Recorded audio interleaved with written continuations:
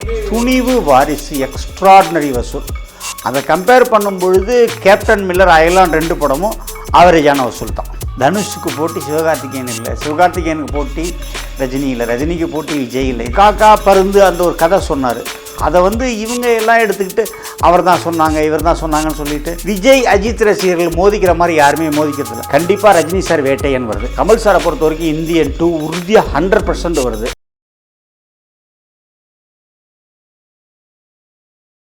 Sir வணக்கம். Sir வணக்கம் sir, எப்படி இருக்கீங்க? நல்லா இருக்கேன் சார். முதல் கேள்வி, இந்த பொங்கல் எப்படி சார் அமைஞ்சது திரையரங்கு உரிமையாளர்களுக்கெல்லாம்? கொஞ்சம் சுமாராக தான் இருந்துச்சு. கடந்த பொங்கல் துணிவு வாரிசு அப்போ ரிலீஸ் ஆச்சு.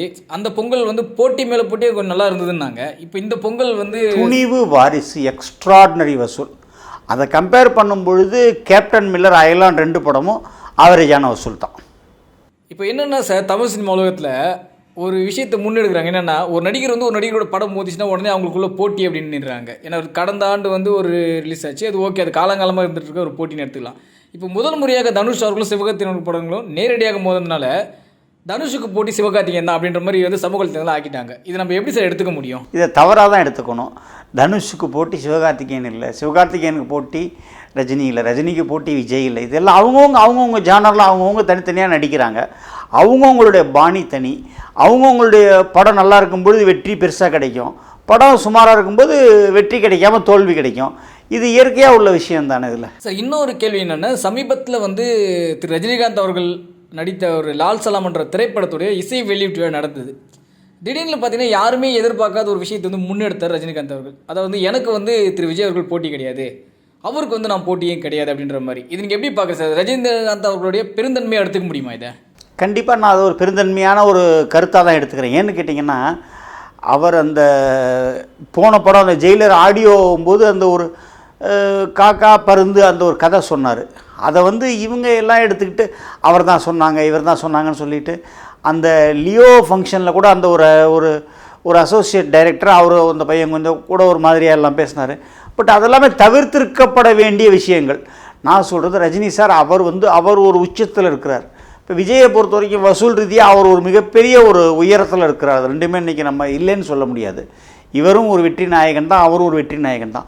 அவங்களுடைய ரசிகர்கள் தேவையில்லாமல், இது எல்லாருக்குமே சொல்கிறேன், அஜித் ரசிகர்களாக இருக்கட்டும், விஜய் ரசிகர்களாக இருக்கட்டும், சூர்யா ரசிகர்களாக இருக்கட்டும், சிம்புவோட ரசிகர்கள், தனுஷ் ரசிகர்கள், சிவகார்த்திகேயன் யாருடைய ரசிகர்களாக இருந்தாலும் அவங்க ரசிகர்கள் அவங்க எந்த ஹீரோவை விரும்புகிறாங்களோ அவங்க படத்தை நல்லபடியாக பார்க்கட்டும், பாராட்டட்டும், கைத்தட்டட்டும், விசில் அடிக்கட்டும், சந்தோஷமாக 2வது முறை கூட படம் பார்க்கட்டும், 3வது முறை படம் பார்க்கட்டும், அதோடு விட்டுறது நல்லது. இதை போய் தேவையில்லாமல் சோஷியல் மீடியாவில் எடுத்துக்கின்னு போய் ஒரு கருத்து சொல்லி அவங்களுக்குள்ள ஒரு தேவையில்லாமல் ஒரு வார்த்தை விவாதங்கள், ஒரு போர் மாதிரி நடந்து அது தவிர்க்கப்பட வேண்டிய விஷயம். இது ரொம்ப நாளாக நான் சொல்லிகிட்டு இருக்கேன். நான் ரசிகர்களாக மட்டுமே இருங்க. நீங்கள் கலெக்ஷனை பற்றி கவலைப்படாதீங்க. கலெக்ஷனுங்கிறது ப்ரொடியூசர் கவலைப்பட வேண்டிய விஷயம், படம் வாங்கி இருந்தால் டிஸ்ட்ரிபியூட்டர் கவலைப்பட வேண்டிய விஷயம், ரிஸ்க் எடுத்திருந்தால் தியேட்டருக்காரங்க கவலைப்பட வேண்டிய விஷயம். இது கலெக்ஷனை பொறுத்த வரைக்கும் ரசிகர்களுக்கு கண்டிப்பாக கவலைப்பட வேண்டிய விஷயமே இல்லை. படம் நல்லா இருந்தால் பாராட்டுங்க, படம் நல்லா இல்லையா செவனே நான் ஆட்டோமேட்டிக்காக உங்கள் வேலையை பார்க்க போயிடுங்க, அவ்வளோதான், முடிஞ்சிச்சு. அது மட்டும் இல்லாமல் இன்னொரு விஷயத்தை ஒரு முன்னிறுத்தி சொன்னார் சார். என்னென்னா சார், இந்த மாதிரி சமூக வலைத்தளங்களில் சண்டை போடுறதுனால ரொம்ப மன வேதனை அடைந்ததாகவும் அவர் குறிப்பிட்டு ஒரு வார்த்தையை சொன்னார். மனம் ரொம்ப கஷ்டமாக இருக்குது, தயவுசெய்து இதுக்கப்புறம் ப்ளீஸ் பண்ணாதீங்க, அவர் பொதுநலத்துக்கும் வரப்போகிறாரு அப்படின்ற மாதிரி கேள்விப்பட்டேன். அந்த மாதிரி இந்த மாதிரி விமர்சனத்தை முன்வைக்காதீங்க அப்படின்ற மாதிரியும் சொல்லியிருந்தார். ஏன்னா ஆரம்ப காலத்தில் தர்மத்தின் தலைவன் படம் ஷூட்டிங் அப்போ கூட திரு விஜய் அவர்களுடைய தந்தை தன்னுடைய மகன் உங்கள் மேலே ரொம்ப இதுவாக இருக்கான், நடிக்கணும்னு ஆசைப்பட்றான்னு சொல்லும்போது நீங்கள் அட்வைஸ் சொல்லுங்கள் சார் அப்படின்னு சொல்லும்போது, தம்பி நீ முதல்ல படித்து முடிச்சு நடிக்க வாப்பா அப்படின்னு சொல்லி அமைச்சதாக கூட சொல்லியிருந்தாரு. அவருடைய வளர்ச்சி நான் பார்த்துக்கிட்டு தான் இருக்குது அப்படின்ற மாதிரியும் சொல்லிகிட்டு இருக்காரு திரு ரஜினிகாந்த் அவர்கள். அப்படி இருக்கிற ஒரு சூழ்நிலையில் ரஜினி அவர்கள் வாய் திறந்து இந்த மாதிரி விஷயத்தை முன்னெடுத்து சொன்னார். ஆனால் விஜய் அவர்களுக்கு ஏற்கனவே 2 வாய்ப்புகள் கிடைச்சிது. லியோவுடைய ஆடியோ லான்ச் விழாவிலையும், வாரிசோட ஆடியோ லான்ச் விழாவில் திரு சரத்குமார் அவர்கள் பேசும்போதே எழுந்து நின்று சொல்லியிருக்கலாம். இன்னொன்று லியோவோட சக்ஸஸ் மீட்டில் கூட அவர் சொல்லியிருக்கலாம். ஆனால் அப்போலாம் விஜய் அவர்கள் சொல்ல முன் வரல. ஆனால் ரஜினிகாந்த் பெருந்தன்மையாக அந்த விஷயத்தை சொல்லியிருக்காரு. இதை நம்ம எப்படி சார் எடுத்துக்க முடியும்? விஜய் அவர்கள் சொல்ல ரஜினி பெருந்தன்மையாக சொல்லிட்டாருங்கிறத நம்ம ஏற்றுக்கிறோம். விஜய் அடுத்த ஒரு வாய்ப்பு கிடைக்கும்போது கண்டிப்பாக சொல்லிவிடுவார். அவர் ஒன்றும் சொல்லக்கூடாதுன்னு அவர் நினைக்க போகிறதில்ல. அவர் யாரையும் அவர் ஒன்றும் பெருசாக போட்டியாவோ எதிரியாவோ நினைக்கல. எல்லாருக்குமே ரொம்ப ஒரு தெரிஞ்ச விஷயம் தான். இருந்தாலும் திரும்பவும் நான் சொல்கிறேன், நான் விஜய் அஜித் ரசிகர்கள் மோதிக்கிற மாதிரி யாருமே மோதிக்கிறதில்ல. ஆனால் அதே விஜயும் அஜித்தும் எவ்வளோ தூரம் ஃப்ரெண்ட்ஸ்னு நான் பல பேட்டிகளில் சொல்லியிருக்கேன். இவர் வீட்டுக்கு அவர் போய் சாப்பிட்றது, அவர் வீட்டுக்கு இவர் வந்து சாப்பிட்றது, அந்தளவுக்கு ரொம்ப ஃபேமிலியாக ஃப்ரெண்ட்ஸாக தான் அவங்க இருக்காங்க. ஸோ அதெல்லாம் வந்து ஒரு தேவையில்லாமல் சோஷியல் மீடியாவில் ரசிகர்கள் அப்படிங்கிற விஷயம் அந்த போர்வையில் சில தவறான ஆட்கள் சிலது செய்கிறாங்க, சில பேர் புரியாமலும் செய்கிறாங்க, அவ்வளோதான் விஷயம்.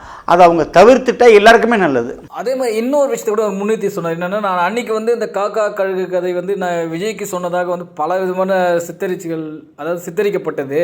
அன்றைக்கே நான் தெளிவாக சொன்னேன், இது இந்த நடிகர் தான் சொன்ன போகிறேன், இன்றைக்கி இருக்கிற ஊடகங்கள் அதை நம்ம மாற்றவும் முடியாது அப்படின்னு மாதிரி சொன்னார்.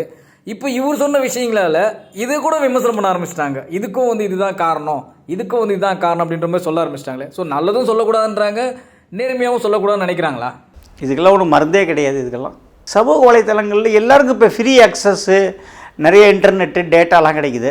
அவங்க என்ன எல்லாருமே ஒரு பத்திரிகையாளராகவோ, எல்லாருமே ஒரு நீதிபதியாகவோ, எல்லாருமே ஒரு அட்வொகேட்டாவோ ஆயிடுறாங்க. அவங்களே கருத்து சொல்கிறாங்க, அவங்களே முடிவு சொல்கிறாங்க, அவங்களே தீர்ப்பு சொல்லி முடிச்சிடுறாங்க. சார், லால் சலாம் வந்து பொங்கலுக்கு வந்திருக்கலாமோ அப்படின்ற மாதிரி வந்து நிறைய திரையரங்க உரிமையாளர்கள்லாம் சொல்லியிருந்தாங்க சார். உண்மையிலேயே வந்திருக்கலாமா பொங்கலுக்கு? அது ஒரு தயாரிப்பாளர் சம்பந்தப்பட்ட அவர் சார்ந்த விஷயம். லால் சலாம் ஏன் பொங்கலுக்கு வரலன்னா, அதனுடைய இறுதிக்கட்ட பணிகள் அந்த நேரத்தில் முடியாமல் இருந்தது. அதுக்கு ஒரு எக்ஸ்ட்ரா ஒரு 1 வீக் 10 டேஸ் தேவைப்பட்டது. அதெல்லாம் முடிச்சு தான் அவங்க பிப்ரவரி மாதம் 9ஆம் வர்றாங்க. அதனால் இதுக்கும் எந்த காரணமும் இல்லை. அது வந்து வெற்றி பெற்றிருந்தால் எங்களுக்கு ஒரு பெரிய மகிழ்ச்சியாக தான் இருந்திருக்கும். சரி, 9ஆம் வந்து ஜெயிக்கட்டும், சந்தோஷமாக தான் இருக்க போகிறோம், ஒன்றும் பிரச்சனை கிடையாது சார். அதே மாதிரி அதாவது இந்த வாரம் ரிலீஸ் ஆன படங்கள்லாம் பாக்ஸ் ஆஃபீஸில் என்ன சார் ஸ்டேட்டஸ்? சுமாராக தாங்க இருக்குது. நிறைய திரைப்படங்கள் வந்து வெளியாகிருக்கு இந்த வாரம் கூட. ஆனால் 4 நாட்கள் விடுமுறை என்பதனால எதிர்பார்த்த அளவுக்கு பாக்ஸ் ஆஃபீஸ் இல்லையா? இல்லை, பாக்ஸ் ஆஃபீஸ் எதிர்பார்த்த அளவுக்கு இல்லை. பர்டிகுலராகவே அந்த சிங்கப்பூர் சலூன் அப்படிங்கிற படம், அந்த ப்ளூ ஸ்டாருங்கிற படம்லாம் நாங்கள் கொஞ்சம் பெருசாக எதிர்பார்த்தோம். அந்த அளவுக்கு ரெவென்யூ இல்லை சார். சமீபத்தில் கூட திரு விஜய் அவர்கள் வந்து அந்த அரசியல் பார்வை, விஜய் மக்கள் இயக்கம் வந்து ஒருதலை பட்சமாக திரு விஜய் அவர்கள் தான் தலைவர், அவர் தான் முடிவெடுப்பார் எல்லாத்தையுமே அப்படின்ற மாதிரி ஒரு அறிவிப்பு வந்து சமீபத்தில் வந்துருந்து நீங்கள் பார்த்துருப்பீங்க. இந்த விஷயத்தை நீங்கள் எப்படி பார்க்குறீங்க சார்? இந்த விஜய் மக்கள் இயக்கத்துக்கு அவர் தலைவரை தேர்ந்தெடுக்கிறதுல ஒன்றும் தவறு இருக்கிற மாதிரி எனக்கு என் மனசுக்கு படலை. இல்லை சார், என்ன முன்வைக்கிறாங்கன்னா, இவர் சினிமாவில் என்ன பெருசாக சாதிச்சிட்டாரு, அரசியலுக்கு வராரு. அவர் சினிமாவில் என்ன சாதிக்கல அவர்? சார், அதாவது நான் ஒரே ஒரு கேள்வி கேட்குறேன். ஒரு மாஸ்டர், ஒரு மெர்சல், சர்க்கார், இதெல்லாம் ஒரு மிகப்பெரிய வசூல் ரீதியாக மிகப்பெரிய வெற்றி அடைந்த படங்கள். ஒரு பேரரசு சார் எடுத்தார் படம், அந்த சிவகாசின்னு ஒரு படம், அதெல்லாம் ஒரு சூப்பர் டூப்பர் ஹிட்டு. போக்கிரின்ற படம் சூப்பர் டூப்பர் ஹிட்டு.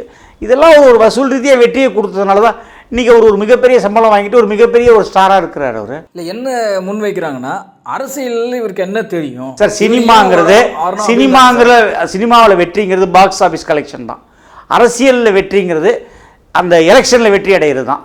அவர் அரசியலில் வந்து எலெக்ஷனில் வெற்றி அடைவாரா இல்லையான்னு இப்போ நம்ம சொல்ல முடியாது. அவர் அரசியலுக்கு வரட்டும், அப்போ 3 முனை போட்டி இருக்கா, 4 முனை போட்டி இருக்கா, அதெல்லாம் பார்ப்போம். அப்போ மக்கள் என்ன நினைக்கிறாங்களோ செய்வாங்க. கண்டிப்பாக ஓட்டு போடணும்னு நினச்சாங்கன்னா மக்கள் ஓட்டு போடுவாங்க. எனக்கு தெரிஞ்சு நான் அரசியல் எப்போ பேசுகிறதில்ல, இருந்தாலும் இப்போ நீ கேட்டதுக்காக சொல்கிறேன். திராவிட முன்னேற்றக் கழகம், அண்ணா திராவிட முன்னேற்றக் கழகம், இதான் தமிழ்நாட்டில் ஒரு 2 மிகப்பெரிய கட்சியாக இருந்தது. அதற்கு ஓரளவுக்கு மாற்றுன்னு வந்தது கேப்டன் விஜயகாந்த் மட்டும்தான். கேப்டன் விஜயகாந்த் அவருடைய உடல்நலம் பல விஷயங்கள், அதனால் அவர் அதுக்கு அடுத்த கட்டத்துக்கு அவருக்கு போக முடியாமல் இறைவன் அதுக்கு ஒரு சதி பண்ணிட்ட மாதிரி எனக்கு அது ஒரு இது. அதனால் அது ஒரு மாற்று சக்தி வரல. இதுக்கெல்லாம் மாற்று சக்தியாக விஜய் வருவார்னா இப்போ சொல்ல முடியாது. அது 24 எலெக்ஷனுக்கு அவர் பங்கெடுப்பாரா, 26 எலெக்ஷனுக்கு பங்கெடுப்பாரா, அன்றைக்கி யாரோட நிலைமை என்ன நிலைமை? அப்போ அன்றைக்கி ஸ்டாலின் சார் இருப்பாங்க, எடப்பாடி இருப்பாங்க, ஓபிஎஸ் இருப்பாங்க, டிடிவி இருப்பாங்க, அண்ணாமலை இருப்பாங்க. அவங்களோடலாம் போட்டி போடும்போது அது அன்றைக்கி என்ன ரிசல்ட்டை மக்கள் கொடுப்பாங்களோ அதை கண்டிப்பாக கொடுப்பாங்க. அதை இல்லை சார், என்னென்னா இப்போவே வந்து சமூக வலைத்தளங்களில் விஜய் அவர்களுடைய அரசியலை வந்து ட்ரோல் பண்ண ஆரம்பிச்சிட்டாங்க. இன்னும் அவர் கட்சி பேரோட அறிவிக்கல, அதுக்குள்ளே விமர்சனம் பண்ண ஆரம்பிச்சிட்டாங்க. ஏற்கனவே விஜயகாந்த் அவர்களும் இந்த மாதிரி. அதனால தான் நான் சொல்கிறேன், சமூக வலைத்தளங்களில் வந்து எல்லாரும் அவங்கவுங்க இஷ்டத்துக்கு எழுதுகிறாங்க, கருத்துக்கள் போடுறாங்க, மீம்ஸ் போடுறாங்க.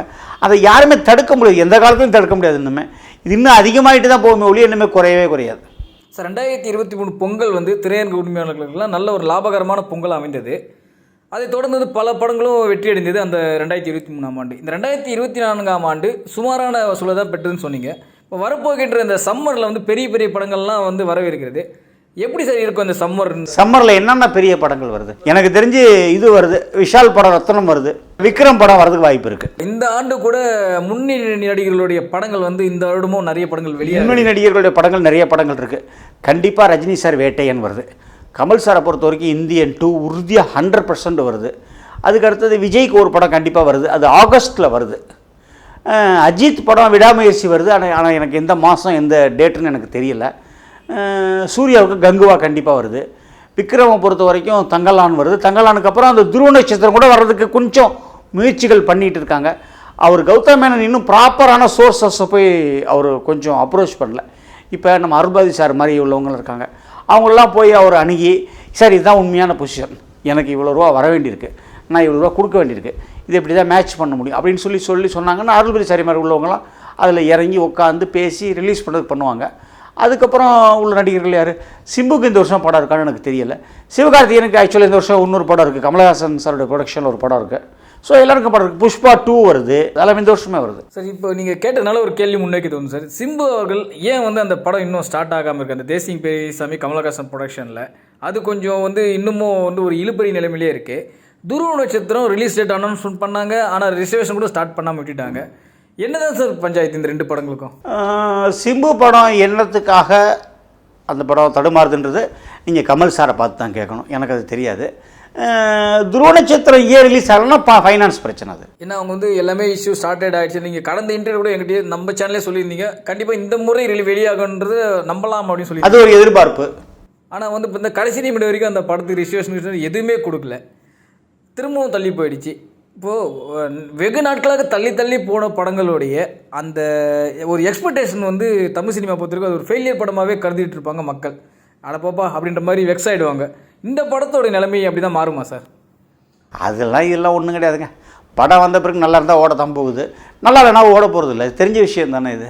அது எந்த நடிகர் நடிச்சிருந்தாலும், எந்த டைரக்டர் எடுத்திருந்தாலும், எந்த ப்ரொடியூசர் எடுத்திருந்தாலும் இதுதான் ஒரே பொசிஷன் தான். இது அந்த மாதிரியான ஒரு பொசிஷன் எல்லாமே மாறிக்கிட்டே இருக்கும்னு திரும்ப நான் சொல்கிறேன். நான் ஒரு படம் கமல் சார் ஜெயிப்பார், ஒரு படம் ரஜினி சார் ஜெயிப்பார், ஒரு படம் விஜய் ஜெயிப்பார், ஒரு படம் அஜித் ஜெயிப்பார், அடுத்த படமே கூட அவங்களுக்கு கூட ஃபெயிலியர் படமாக வரும். இது வெற்றி தோல்விங்கிறது மாறிட்டே தான் வரும். அதனால் இவர் இப்படி இருந்தார், அவர் அப்படி இருந்தார், இவர் எதிரி, இவர் ஃபைட், அதெல்லாம் ஒன்றுமே கிடையாது. இது வெற்றி தோல்வி மாறிக்கிட்டே வரும். இல்லைம்மா, அது ஒரே சிம்பிளான உதாரணம் சொல்கிறேன். இருக்கிறதுலே பெஸ்ட்டான வசூல் விக்ரம் தான் சொல்லிட்டு இருந்தோம். நம்ம விக்ரமை தாண்டி திடீர்னு பொன்னியின் செல்வன் வந்துச்சு, பொன்னியின் செல்வனை தாண்டி ஜெயிலர் வந்துச்சு. இது அப்படியே மாறிக்கிட்டே தான் வரும். இது ஆக்சுவலாக தங்கலான் வந்து உங்களுடைய பார்வை எப்படி சார் இருக்குது? படம் நல்லா ஜெயிக்கணும்னு நினைக்கிறேன், ஆண்டவனை வேண்டிக்கிறேன், அவ்வளோதான் பண்ண முடியும். எனக்கு அந்த படத்தை பற்றி என்ன தெரியும்? உங்களை மாதிரி நானும் அந்த போஸ்டர்ஸ், அந்த ஏதோ அந்த டீசர், அந்த இதெல்லாம் தான் பார்க்குறேன். நான் வேறு என்ன தெரியும்? சில நண்பர்கள் இருக்கிறதுனால என்னப்பா சார் இது கதை எப்படி இது சூப்பராக வந்திருக்கு சார், எக்ஸலண்ட்டாக வந்திருக்கு சார் அப்படின்னு அவங்க சொல்லுவாங்க. சொல்கிறத காதில் வாங்கிக்க. உங்களுடைய அருமையான விளக்கங்களுக்கு மிக்க நன்றி sir. Thank you very much sir. நன்றி.